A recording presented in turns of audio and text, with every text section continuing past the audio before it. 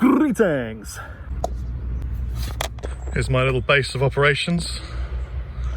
Welcome to Mega Q&A 2020, the video where I answer loads of your burning questions about everything that I have done, mostly within 2020. Firstly, sorry about the building noise. I've had to film outside because unfortunately Luke's studio is out of bounds currently. I really enjoy the way the white balance plays with my bald shiny hair.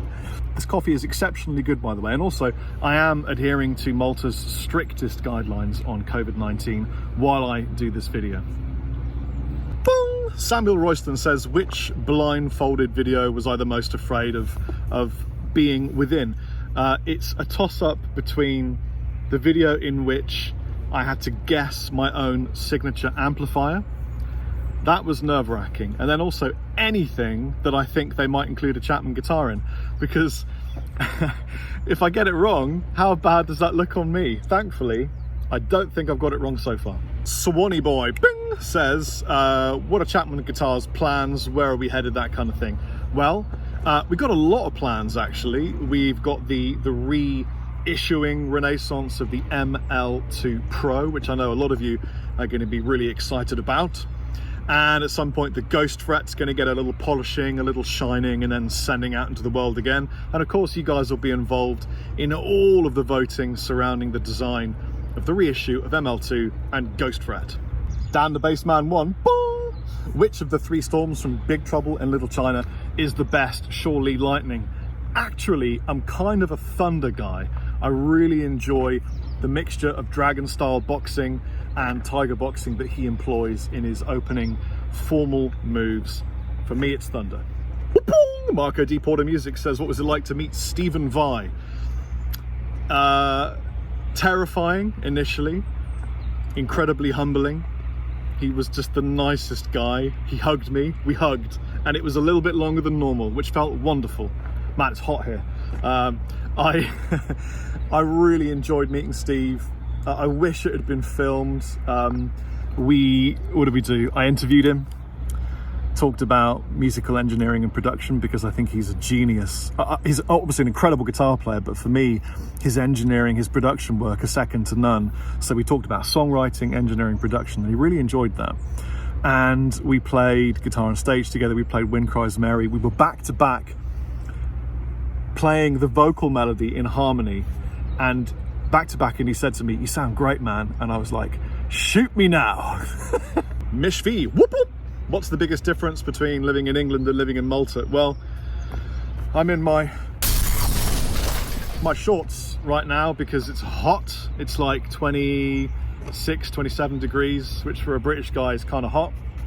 One of the reasons I shaved my hair off, I was like, if I'm going to live here, if I'm going to survive and thrive in this environment, then I'm going to have to get bald. Other than the massive recedence and my desire to be more like Devin Townsend that I currently ever could be. So it's hot. I get bitten by mosquitoes. The coffee is a vast improvement. There's less tax.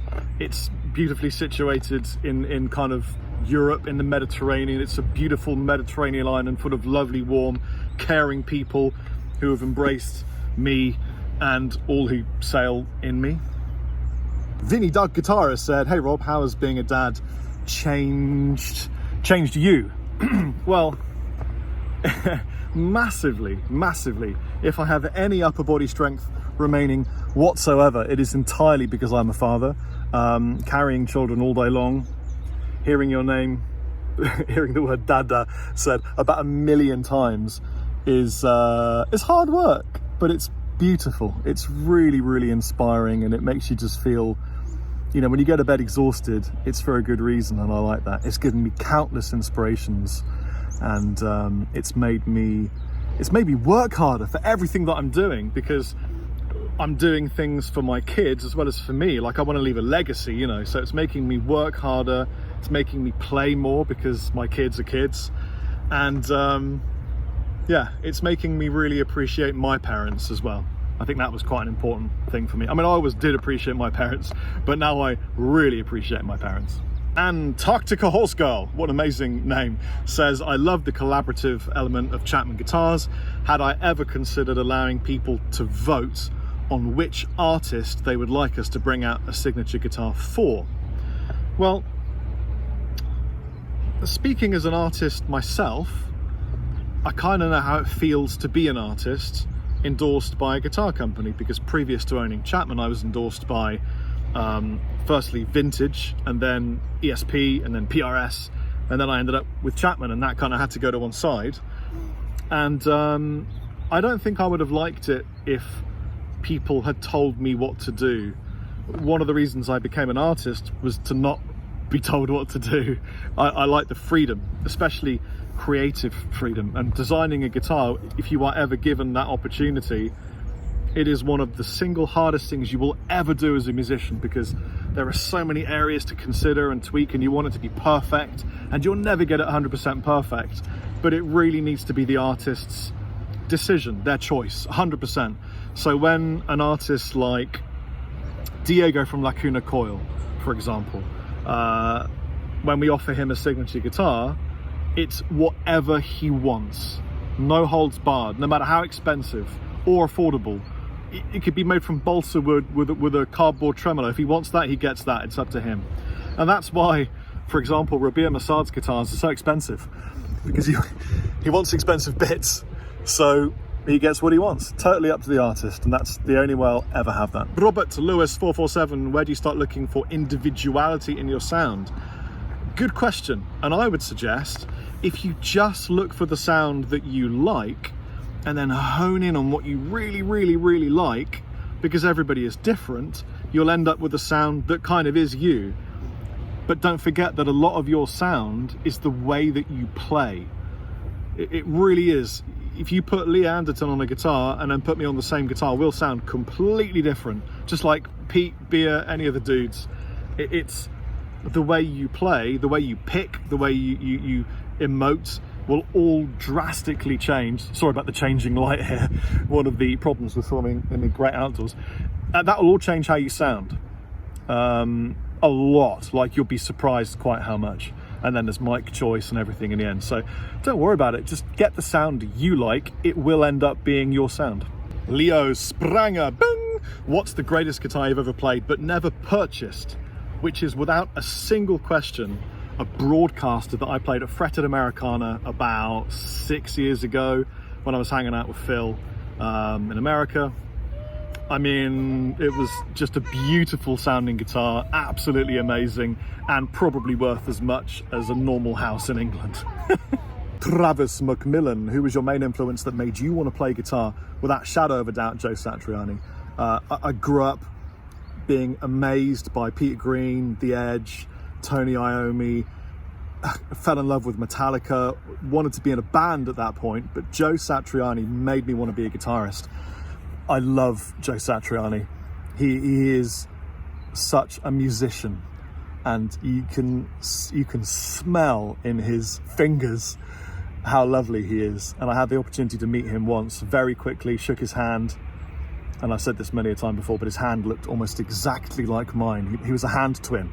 That's Joe's hand, he just doesn't know it. I'd love, even for a second, to have another chance to meet Joe and chat with him and jam with him. Probably never happened, but that's, you know, one of my biggest aspirations. Yeah, Joe Satch. Actually, a few people asked that question, so yeah, I'll elaborate. It's Joe, but not just because he's an amazing technician. It's the musicality, it's the story in his music, it's the lyric. You can listen to wow, wow, wow, wow, wow, and you hear lyric in the melody, because I think he's accessing the vocal part of his mind while he's writing melody, which is something I stole, or tried to steal at least. So I think he's a genius. Kobe Turner, bing! What's the estimated time frame for the new Clockwork Wolf & Company album and the Criterion EP? Well, I've got a lot on my plate right now, and I have some very exciting news surrounding Go Away Flies, surrounding Clockwork Wolf & Company, which I'm not going to tell yet. I'm going to hold on just a little bit, and then I'm going to tell you. But basically, working on that was much harder than it was supposed to be. Working on a Clockwork Wolf & Company EP right now to release a bunch of singles, music videos, followed by an album. And Criterion, we got 3 tracks completely written, ready to record, which we'll be putting out on an EP probably early next year. It's just so exciting. It's great working with Gus. It's great working with Jack and Chris on Clockwork. And yeah, it's just all around very exciting. Gage Sick. It's a weird name, man. Do I recall what it was like to first start playing guitar? Yep, vividly recall it. I got an affordable Strat copy from a brand called Falcon, and I was terrified of the volume. It felt like I was using the wrong hand, because you're so used to using the hand you are handed of. I'm right-handed, so I felt like, why am I using my left hand? That's hopeless. Still is. And but then eventually, when I could play a D chord, I was just like, oh man, I'm playing this D chord. Boom! It was just amazing. Felt, you know, it felt big, and I really loved it, and I wanted to do it forever. Hello, Monroe Quinn. Boom! What do I practice? Interesting question. Before I could really play, I practiced exercises, scales, arpeggios, ear training, intervallics, exercises, you know, fifths and thirds, and playing those in a scale, targeting notes in a chord progression. And then when I could play to write, I practiced the things I write, because that's what I need to perform, and it's what challenges me most. I end up writing stuff that is hard to play, just like I end up singing or writing vocals for things that are a little bit hard for me to sing. I think I'm always wanting to write and perform things that are just above my ability level, because I'm an idiot. So, for example, right now, if I go to the studio, it's like, can I play and sing the Clockwork Wolf and Company set of the new material that you've not heard yet? The answer is currently no. It's well hard. It's really, really hard. So I need to practice playing these syncopated rhythms and singing over it, and download a bit of Richie Kotzen into my mind, and then I'll feel happier about my life. And the same with Criterion. Some of that stuff is going to be a real challenge. Playing guitar and singing, that's the challenge for me now. But basically, when you get to the point that you can write your own music, your music becomes the thing that you practice. Okay, this is a long one, so I'm going to read it from my laptop screen. So Jack Daniels 4597 says, would like to know your thoughts on what you think Chapman guitars could be doing differently at this time, ? It seems like 2 or 3 years ago you had a good advertisement, and you had good advertisement and reviews throughout the guitar world, and a fresh look each year.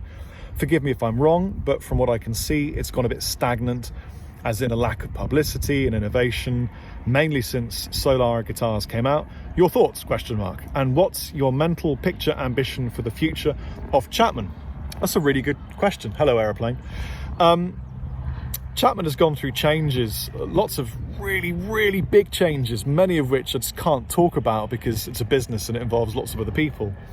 But I think the main decision that myself and Lee made was to make Chapman as small as possible, because small things survive anything. And I think this current plague is a testament to how well Chapman has survived. We are a relatively new guitar company, and we are still making profit every month, which is a blessing. And I thank every single person that buys a guitar for that reason. So we also made a decision that launching a whole new range at the NAMM show, which is what I think Jack Daniels 4597 is really referring to, was not necessarily a good idea. We only did that once, and actually for a small company it was incredibly hard work. I mean, it almost destroyed many of our staff. I also don't really want to be beholden to launching product only at NAMM. I feel like that's when everybody else launches product. I think I'd like to launch product whenever it suits Chapman, on our own time, and obviously in schedule with the collaborative design aspect of what we do, because it takes 6 months to bring a product to market from design.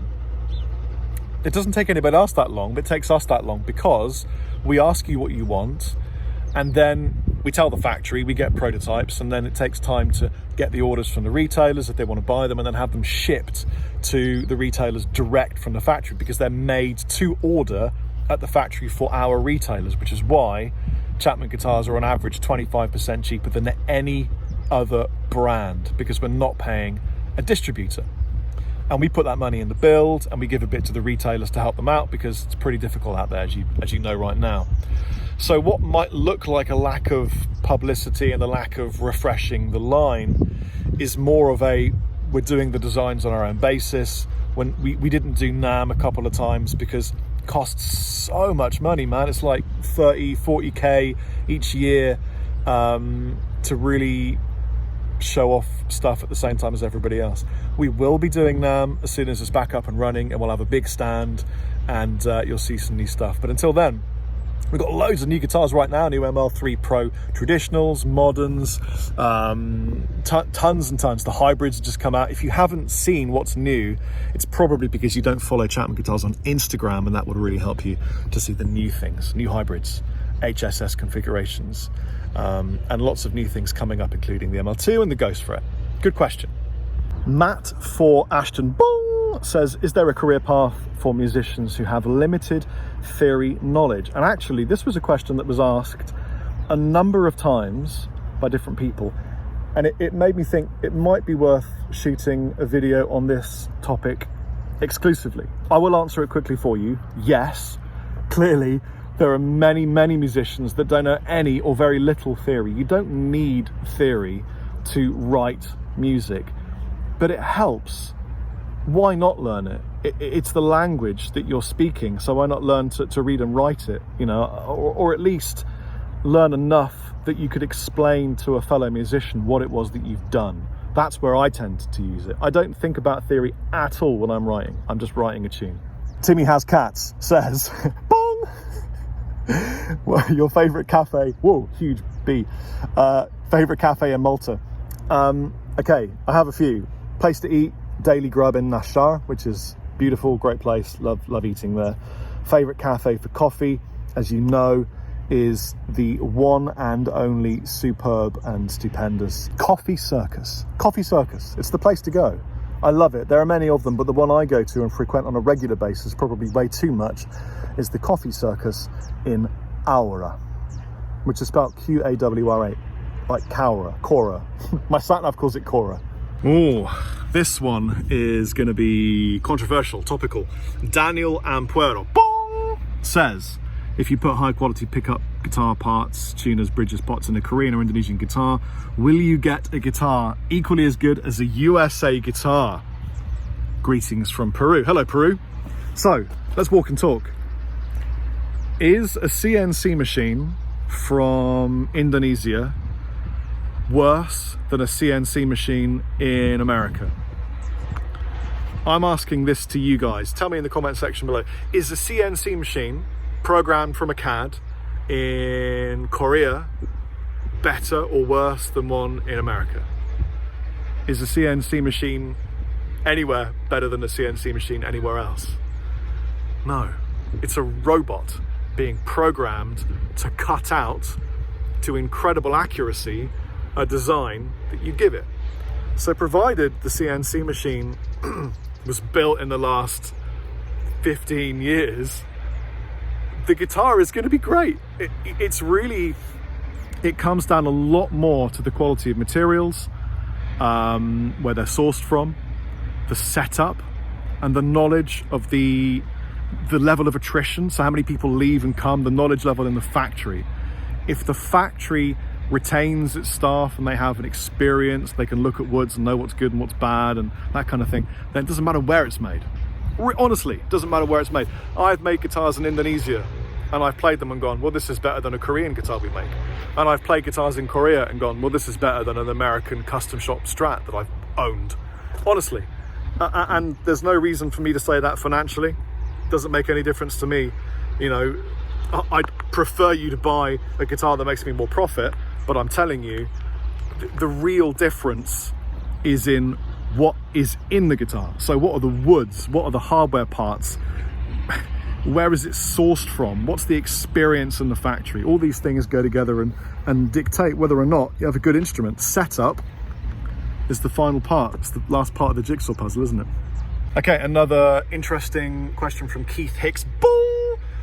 Keith Hicks 96558. What are you going to do with Chapman Guitars in the USA now that Guitar Center has filed bankruptcy? Do you plan using a distributor so that you can have some quality control? Guitar Centre's situation doesn't affect us at all.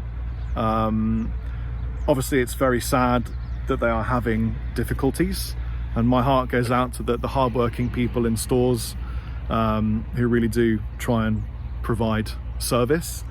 And also some of the hardworking people in offices, man. I know a lot of them, and they're really nice people. They really are. So it doesn't affect Chapman. What are we doing? Well, we found someone else in America to be able to sell our guitars across the States. And we'll be announcing who that is very soon. You know what? I had a chat with the boss, and I made an executive decision to announce on this video that we're very proud and excited to be sold in America now through AMS and Zounds. Zounds. AMS and Zounds already purchased some Chapman guitars. They're being manufactured for them. They'll be shipped direct. They'll be with them in months and months because it takes time to ship them over. But we will now be in AMS and Zounds. Mr. Digging the Grave, bong, says, how have the ups, downs, and overall experience of the last 15 years affected and shaped you as a person and those around you, from the humble beginnings of the back bedroom in Wiltshire, YouTube musician, to 2020 Chappers, musician, businessman, family guy, and personality? It's almost too much to really sort of take in. I pinch myself on a daily basis that I play guitar, sing in bands, make guitars. My world is guitars. Guitars and my family, that's my world. It's a beautiful thing, and I think, if anything, it's addictive, and I have to be careful that I don't give it so much time that I neglect time for myself.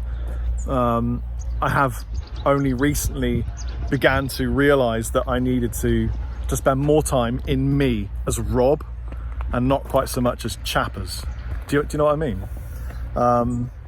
But it's just, honestly, it's a dream. Wow, it's a huge dragonfly.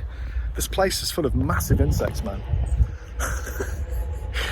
It's incredible, and I'm very grateful, and I really thank everybody for helping me achieve these cool things and do as many of them with you as possible, because all I ever want to do is kind of create fraternity, you know, and we're stronger together. So it's fun to do things together, and I like that. I'm about building communities. So yeah, thank you very much for helping me do this over the past 15 years. Epe El Dil boom, says, how does it feel to get up on stage and perform knowing that an audience will scream back the lyrics that you've written? Tell you what, it feels weird. And I get really emotional, especially songs like Zero or Idle Hands. Anything that was written about the passing of a friend or a family member. It's impossible not to. All of my songs, I can't write when I'm happy.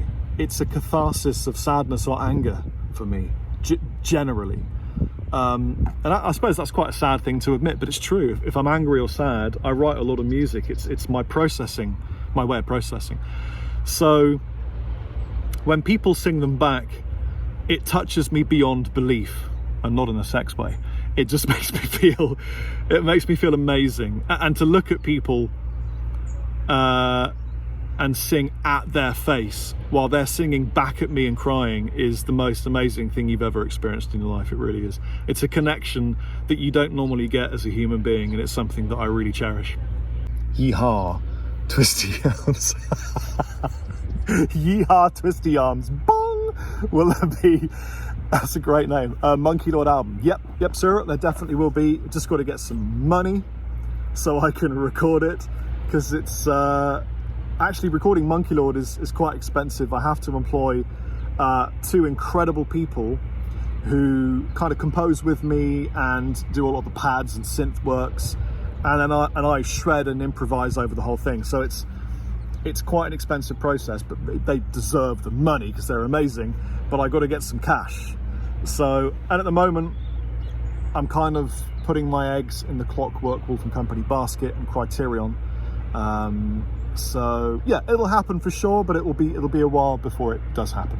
Okay, so Aaron Datboy bong and the real bench bing, or lots of people asking when is there more Clockwork Wolf and Company, which is just really great to hear, guys. So thank you so much for even caring. Yeah, that is just coming really soon. There'll be a bunch of music videos plowing out into your eyes and ears from your phone probably, and all I would ask is that when you hear these tunes, give them a like and find us on Spotify, and then just playlist it, create playlists with them. That would really help, actually. I'd like that, thank you. Bennett Marks, bong! How does it feel to be a citizen of Malta? Do you feel like your way of living has changed dramatically, or has your way of living been the same? It's changed. Everyone in Malta is slower paced, relaxed. I'm quite a hyper guy. I thrive on, well, I thought I thrived on being kind of hyper all the time. It's not really good for you. but it's how I've survived. I'm slowing down. Time is less important in terms of getting places on time. That might sound crazy, but it's a Maltese thing. Maltese people will know what I'm talking about. My diet has slightly changed. I'm turning browner. I don't know, it's just a lovely place to live. Look at this place. It's so nice. There's the sea over there. You probably can't see it actually. Maybe you can if I do this. Yeah, maybe. I don't know. Yeah, see the salt pans.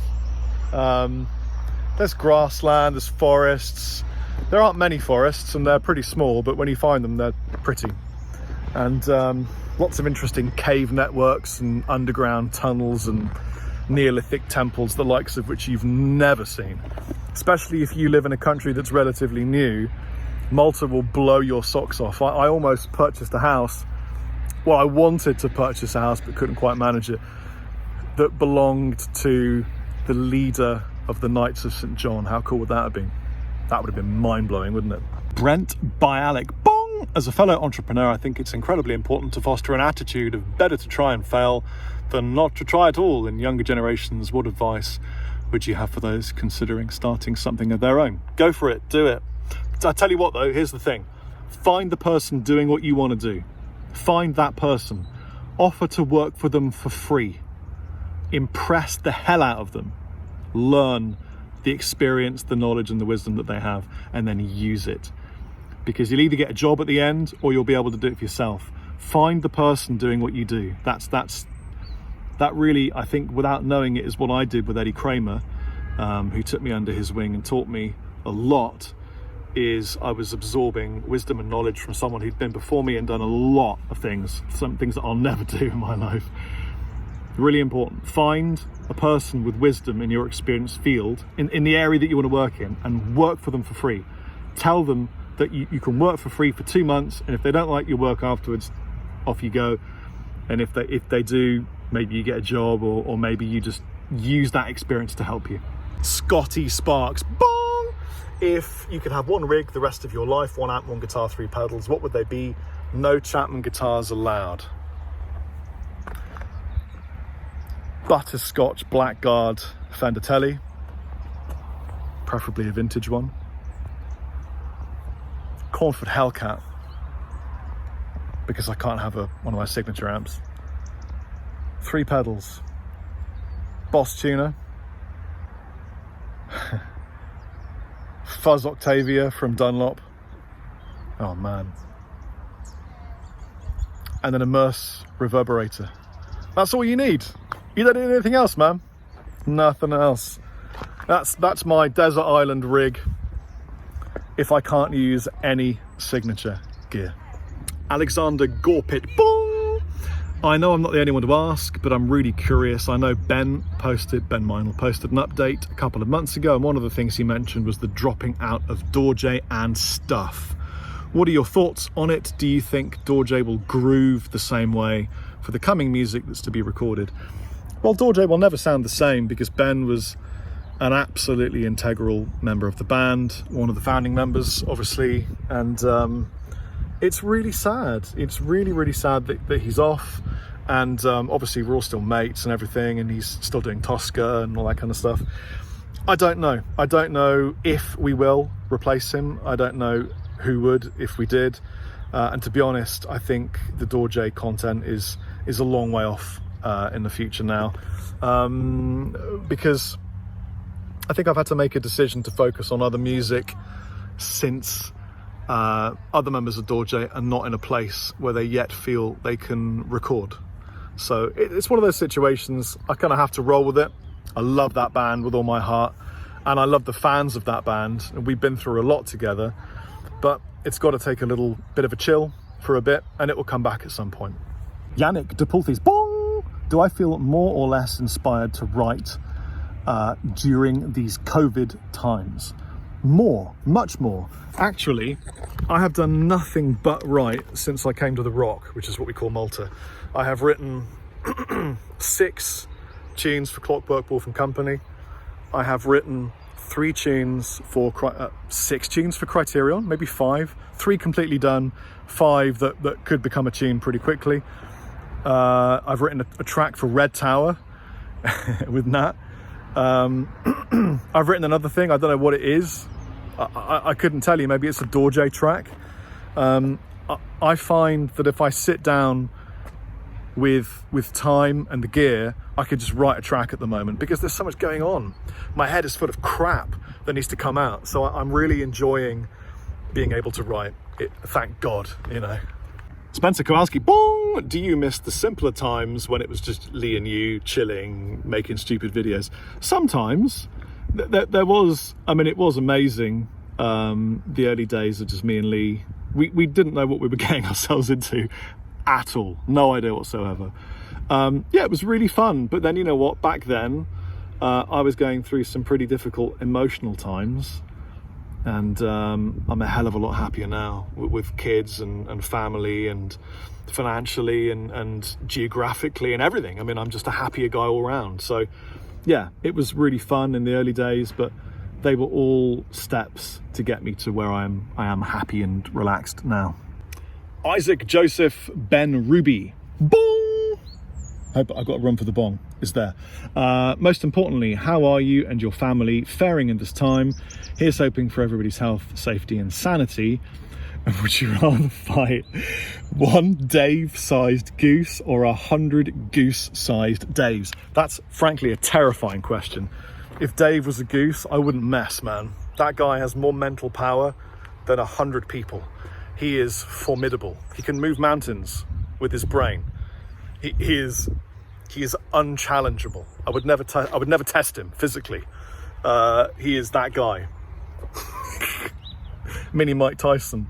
So I would fight 100 goose-sized Daves, and I would die a glorious death and end up in Valhalla with Ola Englund. How are you and your family faring? We're doing okay. It's difficult with the 2 kids in a flat. They want to get out and play and run around, and you know, I mean, obviously, like everybody else, it's challenging. The kids want to go out and play in the park and just be normal and play with other children, and of course that's difficult at the moment. Thankfully, school is still open for Theo, so that's a good thing. We have a lot of fun at home, and we're just trying to make it work out, you know, come up with interesting pancake recipes, that kind of thing. Important things in life. Alan Frew, boom! You have managed to overcome some pretty major obstacles in the last year. How do you learn to manage your time, business and mental health in such a difficult situation? Managing my time is down to having some incredible staff.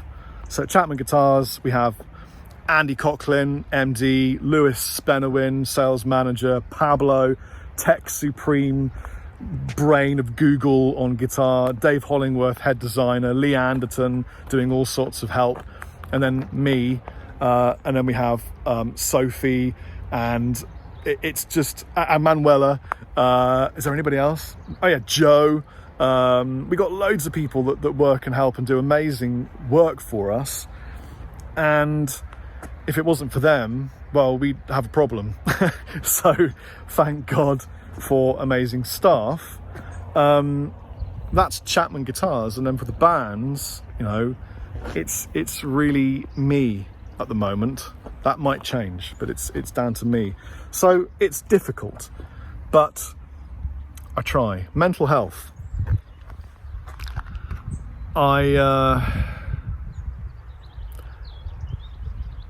it's not easy, man. It's not easy. You just have to, you know, when you're in your 20s, it's like nothing can hurt you, everything's fine, you can deal with everything.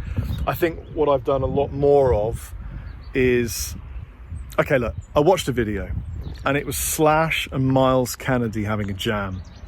And I went to the comment section and the first comment was, oh man, I don't know who the singer is, but his voice is awful. He should really get vocal training. The guitar player's overrated. Oh man, they don't sound good together. It was just a whole barrage of bullshit. And I was like, no one is immune to this. This is just a requirement of social media for people to just say that other people are bad because it makes them feel better. And it really taught me a lesson to stop reading the negative comments. It's like training a dog. Ignore the bad and reward the good. So I'm doing a lot more ignoring the bad and a lot more rewarding the good. And that's really benefited me. So I still read comments, but if you write a nasty one, I just skim past it. You know, it's water off a duck's back, as we say in bits of England. Jacob Erickson, bong! What's the best thing to put on a pizza? Pineapple. Pineapple is the best thing to put on a pizza, in copious amounts with a side of pineapple sauce. Chris Holden, bong! I'm going to give you space. There you go.